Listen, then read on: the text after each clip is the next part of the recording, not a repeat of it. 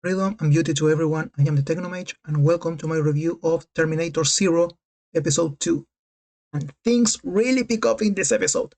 First episode had a very slow pacing because it was introducing characters and setting for the plot of the series, but this second episode we get a lot of action.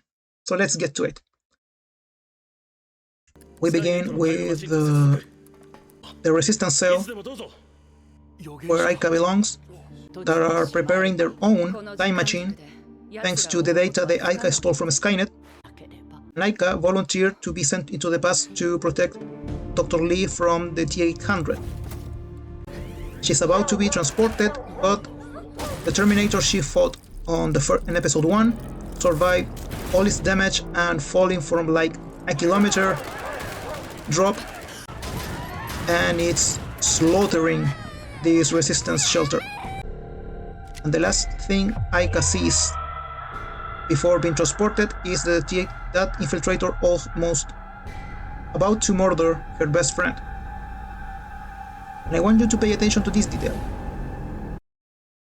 Her resistance shelter is under this tower, which receives a lightning bolt which energizes her time displacement equipment and allows her to travel to the past to Tokyo in the year 1997. Well, the problems with Dr. Lee's children continue because, as I said, he is an absent parent, is very strict with her children, and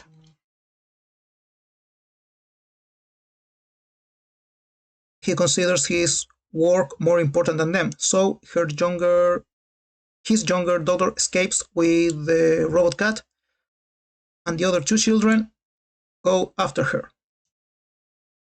Meanwhile, Dr. Lee continues to work with Kokoro, the artificial intelligence, trying to convince her that the Skynet is coming. He knows that Skynet is coming and the war against the machine is coming, and he tries to convince Kokoro that she has to save humanity from Skynet. But Kokoro becomes increasingly judgmental of humanity because of humanity's capacity to create war and assassinate each other. But then Dr. Lee finally gets a call from Misaki that informed him of disappearance of the children. But Aika already found him,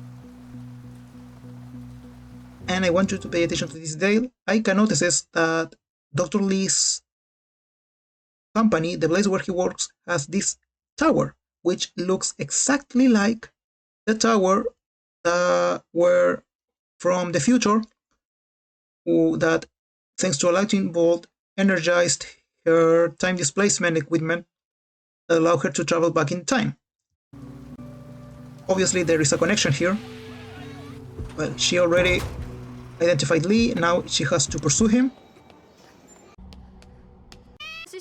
And Dr. Lee's children are in this underground tunnel by the metro station, which they know it's an old tunnel that will get them to the amusement park they wanted to visit. But Dr. Lee is finally intercepted by the T-800. As I said, in this episode, the action really takes up pace. The rhythm really takes up pace with the action. The Terminator murders 2 police officers, well, actually 4.